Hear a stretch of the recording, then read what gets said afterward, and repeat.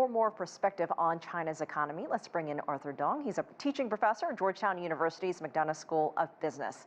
Welcome back to the show. Thank you, Elaine, for having me on. Arthur, these figures not a huge surprise given, as we mentioned, the lockdowns and some of the restrictions that have been coming and going in recent months. But it's different than what we've been seeing in other parts of the world in the West, as we mentioned. What's been the difference when it comes to inflation?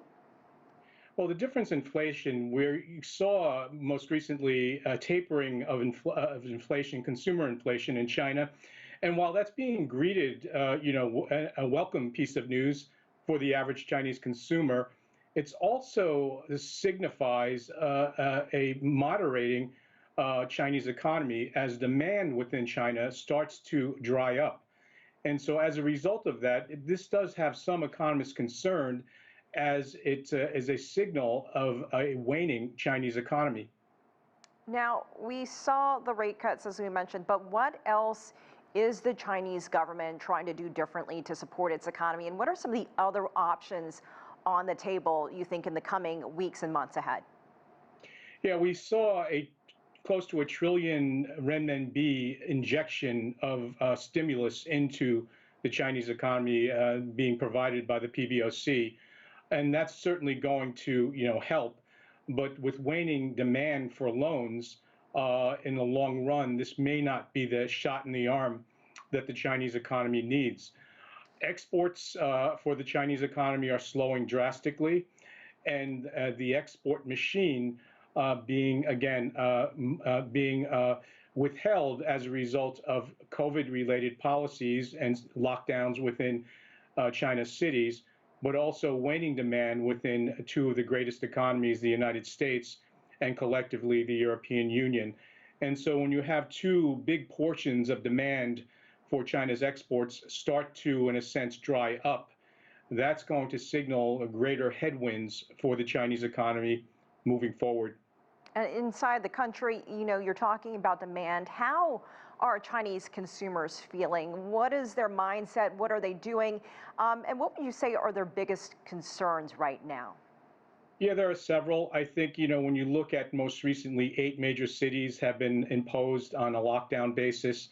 Collectively, over the last year or so, we've seen collectively 74 cities being affected by COVID restrictions and lockdowns. And these are very disruptive in terms of the daily patterns of life for average families and consumers and their ability to go out and conduct their normal activities. But more than that, it's also restrictions in terms of factory activity and the ability to conduct normal operations within companies.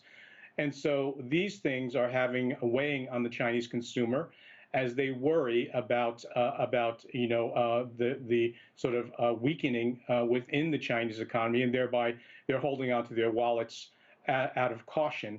In addition to that, the headwinds that are being created by the real estate sector, where real estate prices have, in a sense, retreated over the past 18 months, also impact their perception of their own personal wealth and their own ability to spend.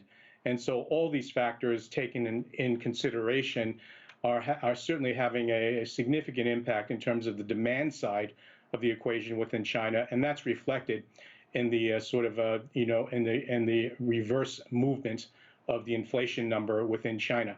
Yeah, less spending, and we're here at this very festive time with Mid-Autumn Festival. In the coming days and weeks, there is a GDP report coming out next Friday. Of course, there's the big party Congress session next month. Any big announcements you think we'll hear from the Chinese government? I think there's the GDP numbers are going to be disappointing.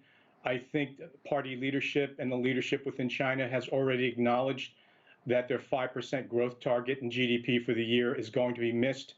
And there are economists out there that are already publishing reports that China's GDP growth might come in at this 2.7% range, which is significantly below the 3% threshold. And so these are trade-offs that the leadership of China are willing to take. They're willing to, trade off some slowdown in the economy, but they're not willing to accept loss of life and the spread of COVID as a result. All right, Arthur Dong, always great to get your take. A lot to take away from there. We appreciate your time. Thank you for joining us this Friday. Thank you.